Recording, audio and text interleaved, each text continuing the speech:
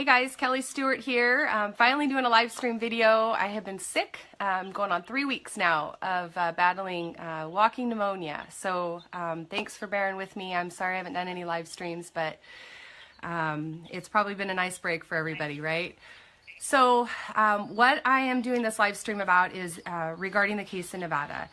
It's time to call for a full dismissal. I've been speaking to a few of the attorneys there, and the information that we've been gathering about what really went on in the courtroom versus what was reported is absolutely astonishing. It's astonishing that it hasn't been made a bigger deal until now. John Lamb has been doing some really great updates. There was a few people that were reporting, but we really feel like there's some details that need to get out. Some of it couldn't get out at the time because everybody was in a little bit of shock trying to figure out what in the world they just heard and what just went on in the courtroom.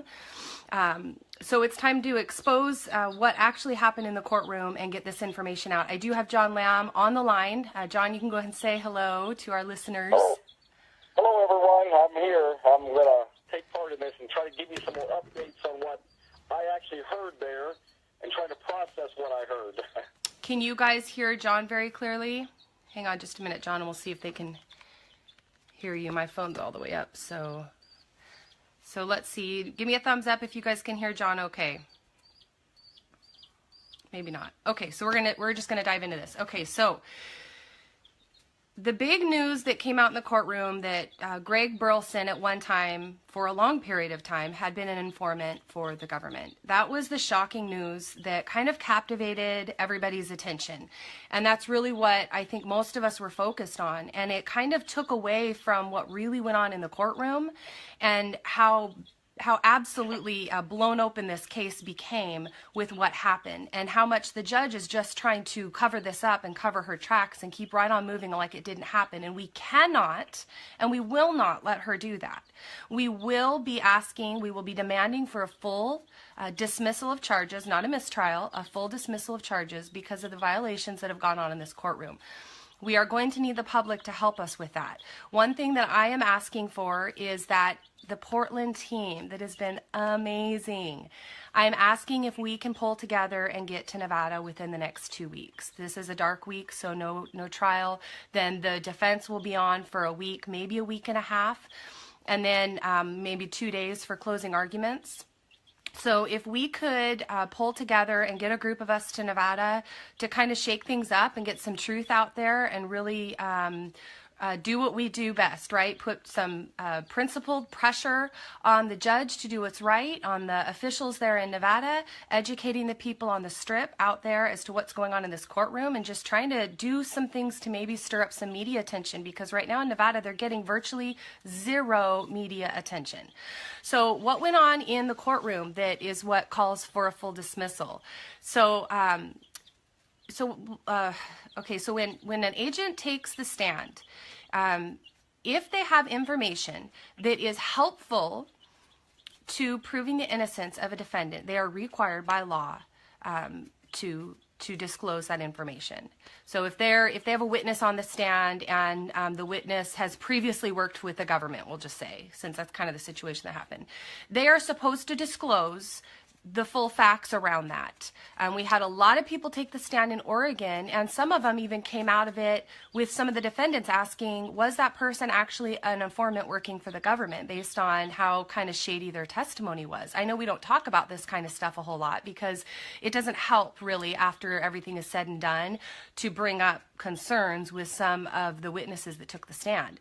But at the end of the day, most of the attorneys believe that the courts will follow the law. And that is, if they have an informant on the stand and they're talking and questioning this person that has been called as a witness, that they are required by law to disclose that has been somebody they have previously worked with. They have a prior relationship to what's going on right then and there on the stand. They're supposed to say, this has been one of my working informants. We have communicated before. We have a prior relationship. So this is something that in Portland, some people have said, well, this person took the stand. They must not have ever been informing to the government.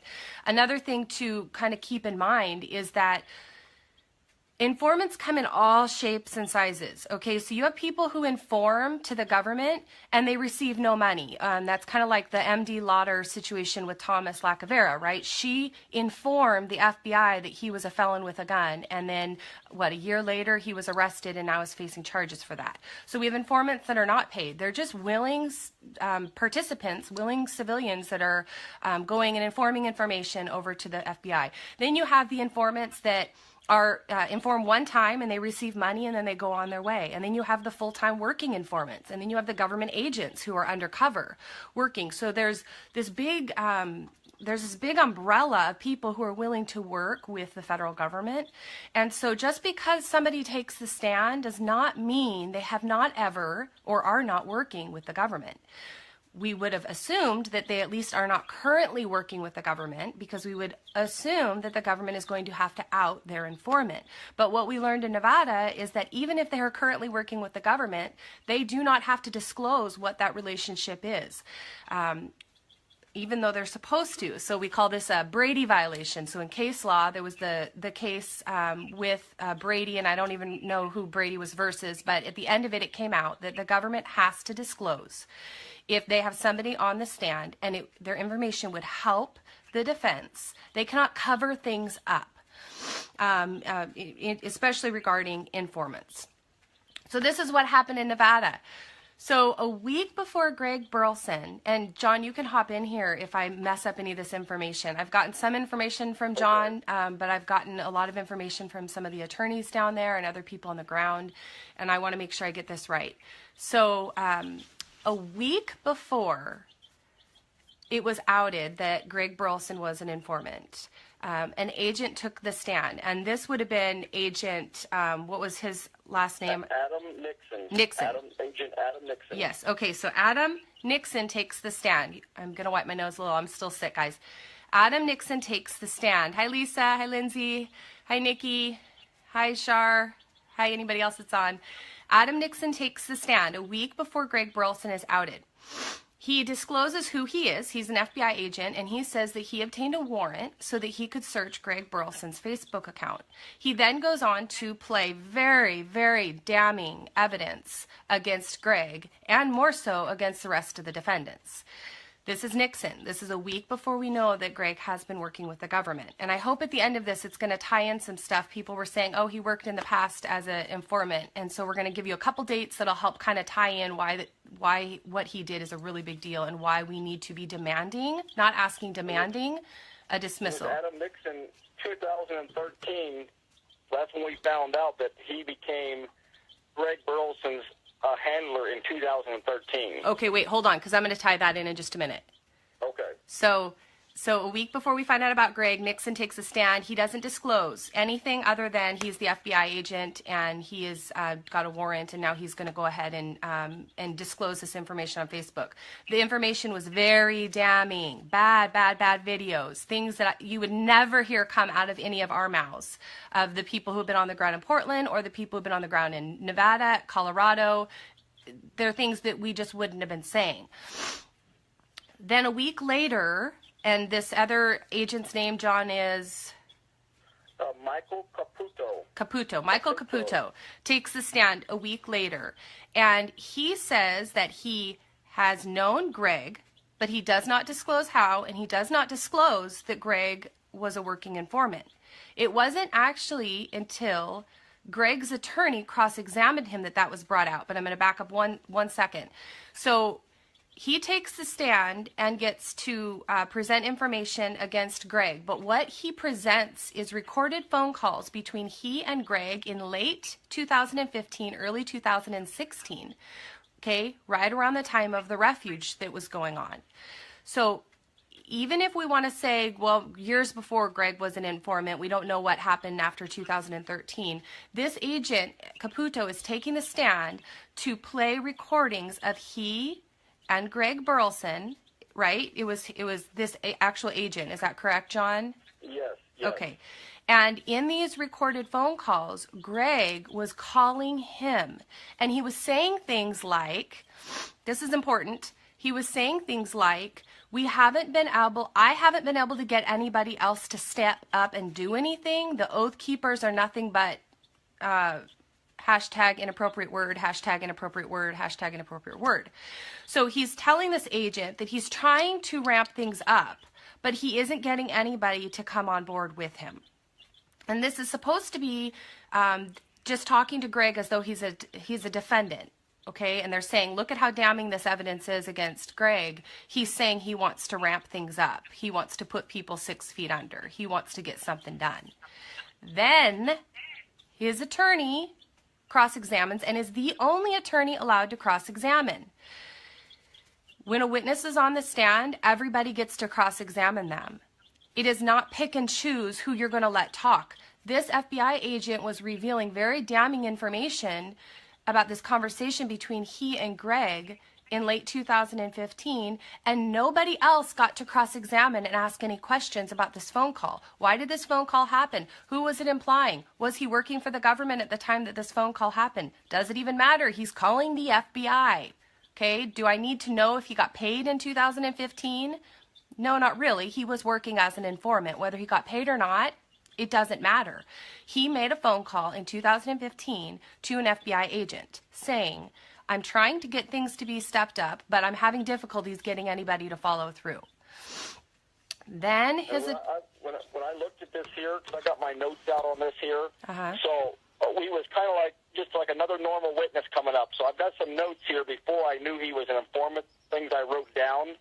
And that was the biggest thing that caught our attention. When the prosecutor walked up there, they said, this is a limited testimony only for Greg Burleson. That's what they told us. And they asked the judge to make a statement on that no, everybody knew that the jurors knew that, and the other defense lawyers, and the judge agreed and accepted this limited testimony and said, this is one of those times, jurors, that this limited testimony, that no one else can ask questions except Greg Burleson's attorney, and this is only because of Greg Burleson's what we're about to be revealed here. And then they went on with that. So then his attorney asks the FBI agent if he was working with Greg Burleson and if he was working as an informant. And then this agent, the second agent, John, he took him on in 2013, or Nixon took him in 2013? Nixon, so Michael Caputo, and he hired or started paying Greg Burleson in 2012. Mm-hmm. He personally handled him for one whole year by himself. And then he had several projects going on. As he mentioned, these projects or jobs. Mm-hmm. And then in 2013, there was some more work they needed done that was kind of outside the area there in Arizona. Mm-hmm. So Adam Nixon became his second handler. Both agents continued. They never ever stated, and this question was asked, was there any time where you told him you no longer needed his services, or that he was no longer needed? Did you terminate him? And they said no. Neither. He was never ever terminated, as far as we know. So he still had. So the reason that this is important, you guys, is because as this agent is saying that he quit working with Greg in 2013 and handed him off to Nixon, all the attorneys are sitting in the audience realizing the week before Nixon testified and revealed Facebook information and never stated that Greg Burleson was his informant. This is a really, really, really, really, really big deal. It should have been disclosed when Nixon was on the stand the week before, when he said, I obtained a warrant to get information off Greg Burleson's Facebook. So we're all really confused, right? Is Greg really even in jail? So I was talking with one of the attorneys tonight as we were kind of wrestling through, okay, if this is happening, why would they have done this? Maybe they're working a deal on this end. And one of the options that was presented is that the attorney did know, Greg's attorney did know all along that Greg knew he was going to spend this year in jail, and he knows in the end, even if he's convicted, he is not actually going to go to jail because of his cooperation with the government in not disclosing to anybody that he was an informant. That's one of the angles. The other angle is he hasn't been in jail at all. And this attorney said it would not surprise him at all if Greg has not actually been in jail at all, other than the times he's been visibly seen. But the rest of the time that he's actually been out. He's definitely been getting paid to do the things that he's done. To say in 2015, the things that he said, give some of the statements that he made about Cliven, John. He would just say Cliven wasn't strong enough to stand on his own. He had to have people like himself there to make sure that he got through these things. One of the statements that came out really strong at me, and I wrote down, and this is before I knew he was an informant at this point, that he made a statement in this one recording. He says, "I'm not sure militia patriot." That's what he said to the FBI. "I'm not sure militia patriot." And different things like this he would say. And so he was like talking to this FBI agent like they're best friends, like, "Hey, buddy, how you doing?" So these are the things that when he called and he talked to this Caputo, they were best friends. You could tell by the conversation. And then Caputo would say, "I have a question. Did you actually wear camouflage out there at the ranch when you was there at the Bundy standoff?" And he would say, "No, I didn't. I wore camouflage. I wore a plate. I wore a vest. My stuff comes from because I have to work for everything I get. I can't afford the stuff like the other militia got, that the other militia have." These are the things in statements he would say. "Everything I own." And then the Caputo would say, "Do you still have that gun that you had the last time I seen you?" And he said, "Yeah, that old 308 that I have, that one I built, I still have that." Mm-hmm. Some of these things that he was saying was almost like this conversation was set up to ask this in tape recorder for a reason. Mm-hmm. Knowing that it would be used in court. Yes, knowing it would be used, because they was asking questions a year after the fact, a year and a half after the fact. Right. And we know that these informants don't only get paid money. Some of these informants can be criminals that actually have committed crimes that they're working off these favors. Mm-hmm. And that was one of the biggest things that caught my attention, too, is that he called in first in 2015 asking Adam Nixon, his second handler, for favors. And he actually called Michael Caputo asking for a favor. And that favor was, we found out, that Greg had been put on the watch list after the 2014 deal by some other FBI agents, and he was calling his handlers trying to ask them how he could get off the watch list and continue doing what he was doing. Whatever he was doing, we don't really know. We just know that he was asking for favors. And then even after asking for them favors, he continues making phone calls up until early 2016 at some point, which we don't know the exact date of that. We just know they said late 2015 these phone calls were made. Early 2016, these phone calls were made. Mm-hmm. So that's the time frame we know, not an exact date or month. So in all of his statements, they were incredibly inflammatory. He was wanting blood. There is nothing, in my opinion, in what I've heard that he said that's come out in the courts that would tell me that he hasn't been an informant working the entire time. So the fact that he is able to, that his testimony is even admissible at this point, when they did not disclose that he was an informant. John also said, or maybe the attorney told me, that he was actually arrested not long after his last phone call to his handler. So, that's true. So this whole thing, so the other things that were said to me that are becoming a big deal, that why we really need to push this dismissal, is some of the things that I'm being told is that this really isn't even a real court case, that this is absolutely set up, that it sounds crazy, right? Like, oh, it's all set up. Everybody's basically just actors in this. And a year ago, I would have said that's absolutely crazy.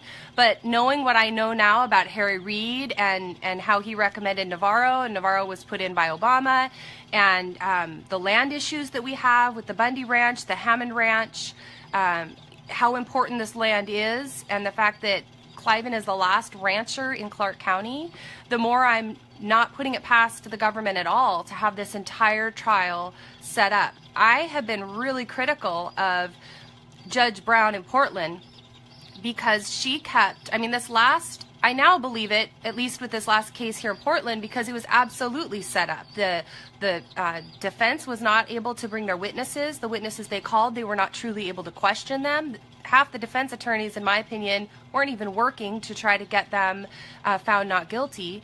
And so I'm seeing how, and they were found, all of them were found guilty of a felony, and then almost straight across the board with their trespass, their misdemeanors, they were found guilty. So it's very, very different from the first time around, which is why we've been saying, unless God intervenes, there is no justice in these courts. So I've been really hard on Judge Brown because of how I've seen her behave and how biased she is. I have to go to Nevada just to actually see what's going on in this courtroom, because it's so bad that this attorney is saying to me, this isn't even real. The entire trial, it's not even real. Most of the people in the courtroom are nothing more than actors bringing forth what they believe will be their guilty verdict. If they're... The reason we know this is because Longbow, you got to think about some of these scenarios. Mm-hmm. Longbow was invented before the Bundy Ranch standoff. Why I didn't pick up on that. Something to it? What's that? I didn't pick up on that originally. So Longbow is a fake news, fake reporting thing that they're going out there to get this documentation thing they're going to put on TV. They buy a van, they buy camera equipment, they have meetings with the FBI to get improved so that this Agent Johnson can be in charge of this fake news media. It's set up before the Bundy Ranch standoff, and they're there at the Bundy Ranch standoff, and mingling with them, trying to ask them questions. And afterwards, Longbow continues questioning people for up to 2 years later, taking people's statements, traveling all over the country from Montana to Idaho and many other states, from Nevada, traveling around in a motorhome with 6 agents, meeting people in their homes, in hotels, in cabins, spending an enormous amount of money on alcohol to give these people alcohol when they're interviewing them, any type of food they want.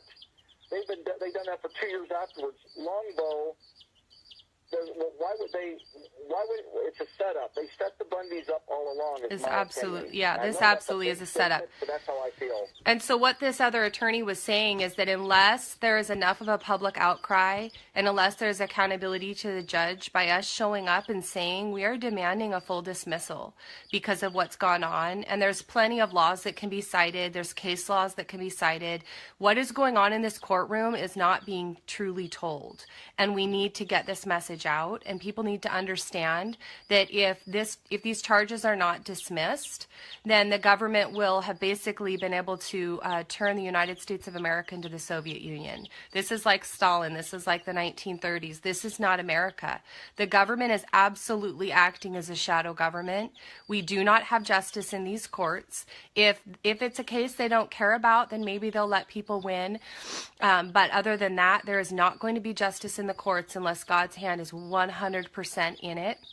We had a lot of attention on the first trial. No matter what we tried to do, it seemed, for the second trial. It literally felt like the attorneys weren't willing to work with the supporters and take any counsel and hear anything from us. I was in fact told by, I'm going to go and say it, one of the attorneys, when I said that I really was hoping Shauna Cox would take the stand, and David Fry and multiple other people, one of the attorneys literally told me that Marcus Mumford was nothing but a clown. They're so thankful he isn't in this courtroom, that they're not calling many of the first witnesses to the second trial because they didn't have the brains to be called to the witness stand.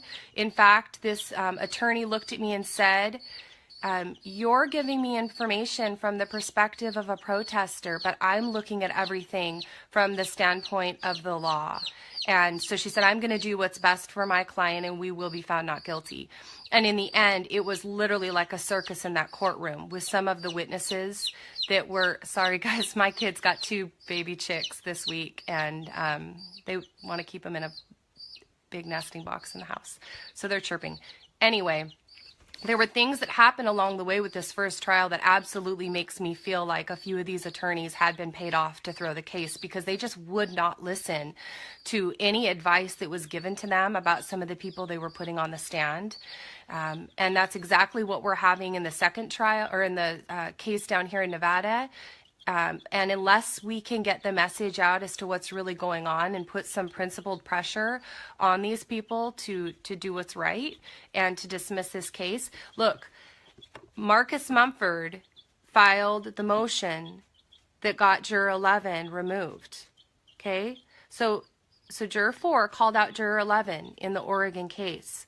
But the judge talked to Juror 11 and decided that they were still unbiased and they were able to move on, even after they were called out as being biased. It was Ammon's team that stayed up all night, and multiple other attorneys that stayed up all night presenting the motion that said the next morning, we are going to move for a mistrial if Juror 11 is not removed. And then she removed him. So for people who say, one, there's justice in the courts, we don't have to do anything, or two, God is sovereign, he will take care of things. I want to say this: God is sovereign, but you must act.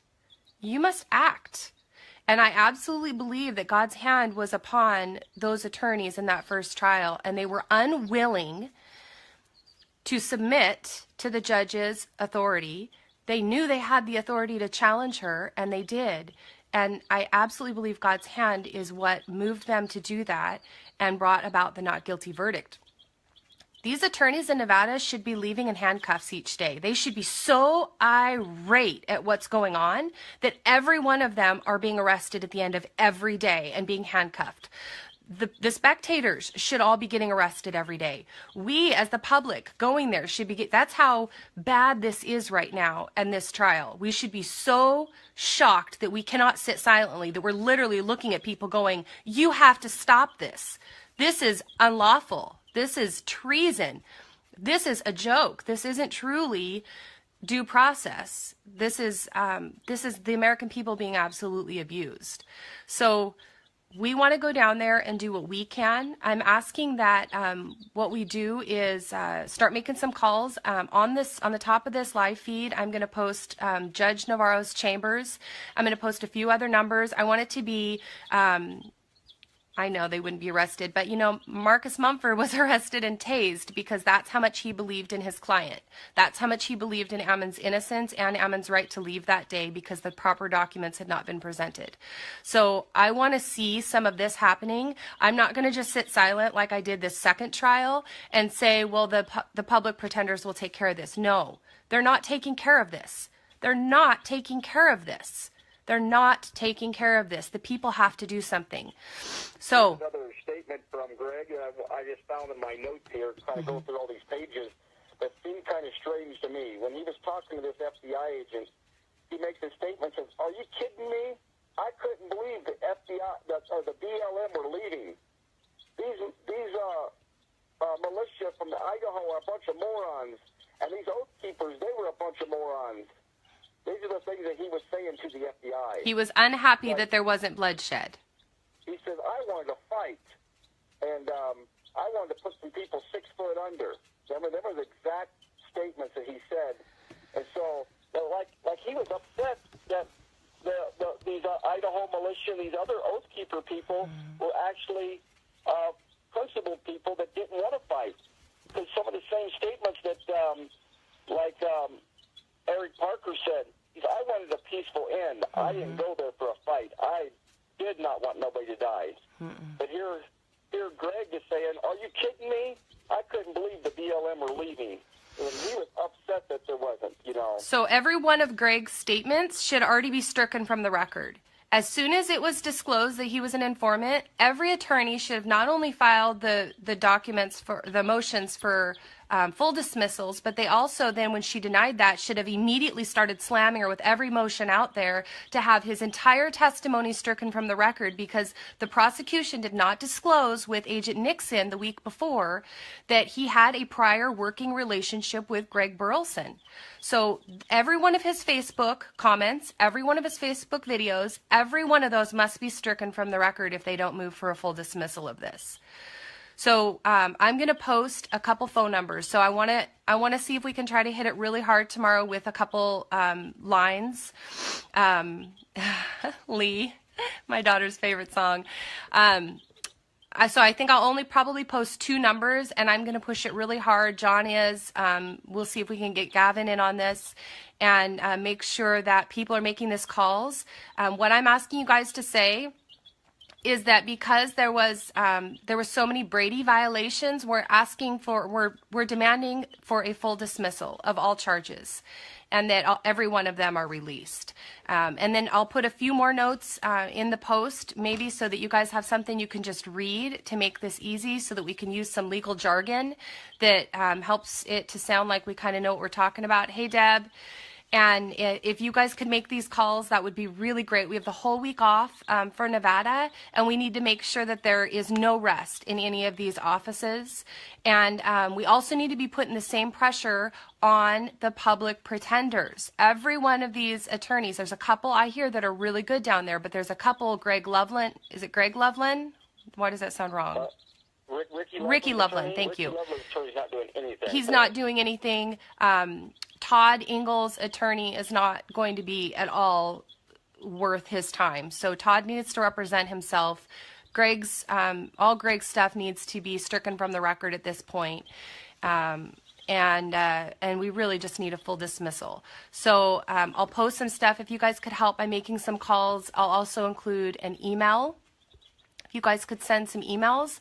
And then I'm begging everybody from the Portland team, Lindsay, if you could join me too.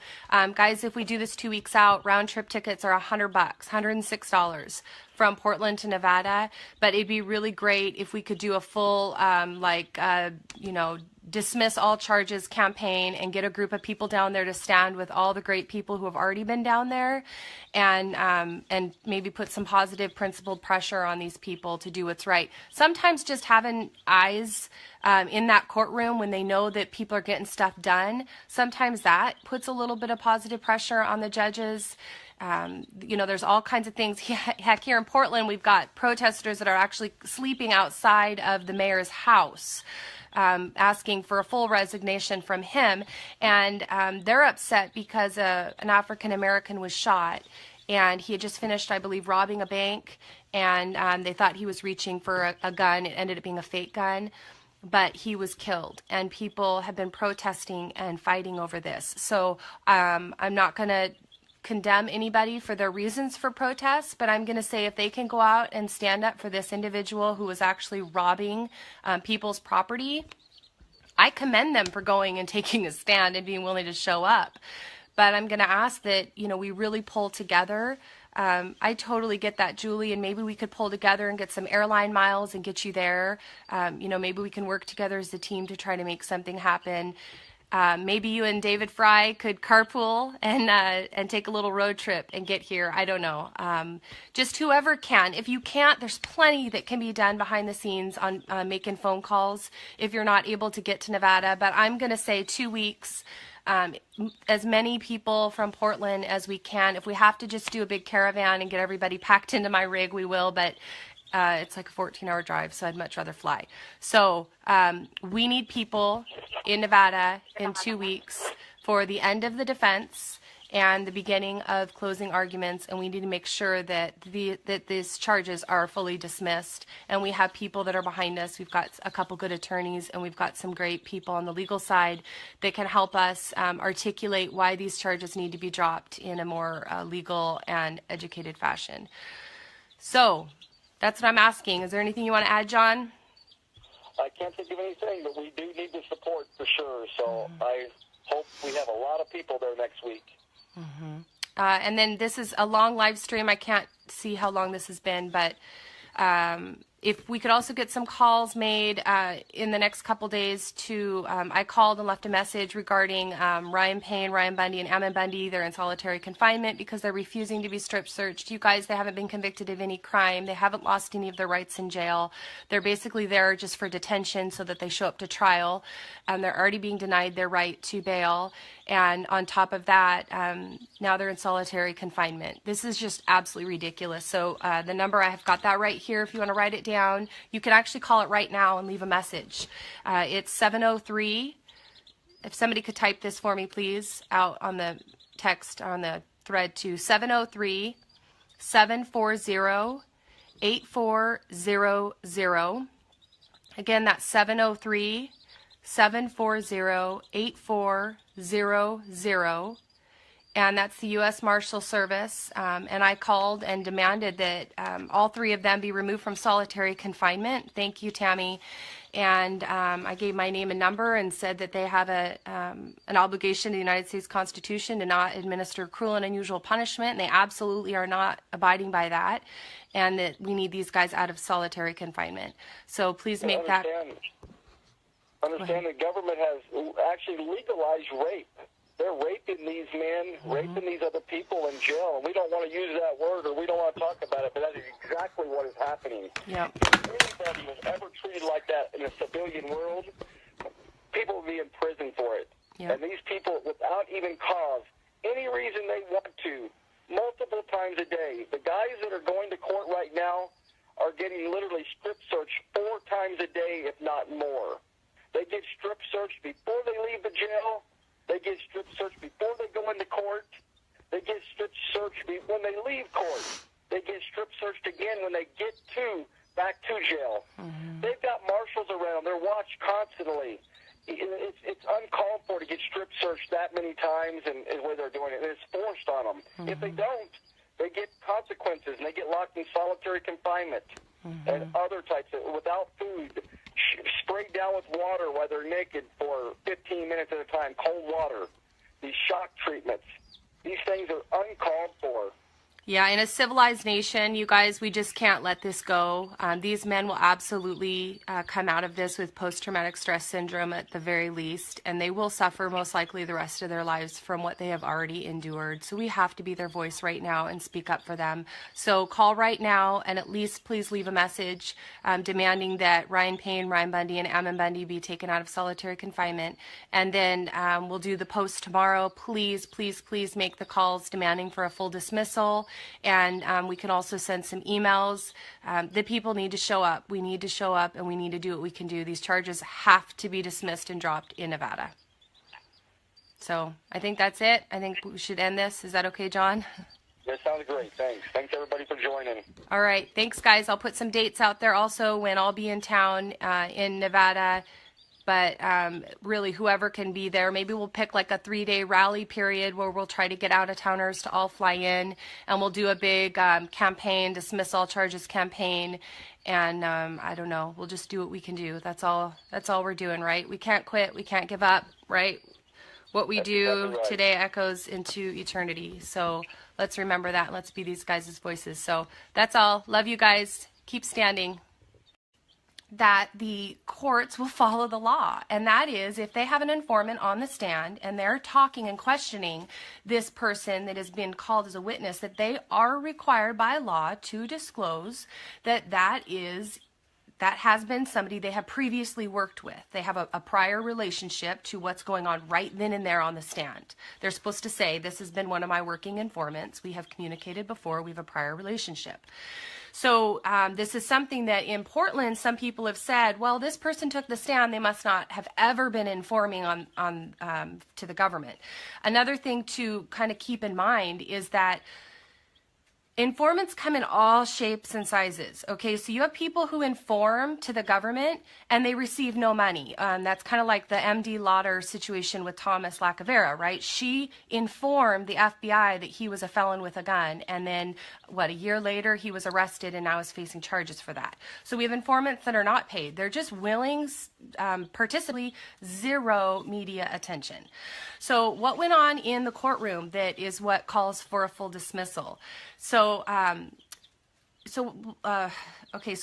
an agent takes the stand, if they have information that is helpful to proving the innocence of a defendant, they are required by law to disclose that information. So if they have a witness on the stand and the witness has previously worked with the government, we'll just say, since that's kind of the situation that happened, they are supposed to disclose the full facts around that. We had a lot of people take the stand in Oregon, and some of them even came out of it with some of the defendants asking, was that person actually an informant working for the government, based on how kind of shady their testimony was. I know we don't talk about this kind of stuff a whole lot because it doesn't help really after everything is said and done to bring up concerns with some of the witnesses that took the stand. But at the end of the day, most of the attorneys believe moving like it didn't happen, and we cannot and we will not let her do that. We will be demanding for a full dismissal of charges, not a mistrial, a full dismissal of charges because of the violations that have gone on in this courtroom. We are going to need the public to help us with that. One thing that I am asking for is that the Portland team that has been amazing, I'm asking if we can pull together and get to Nevada within the next 2 weeks. This is a dark week, so no trial.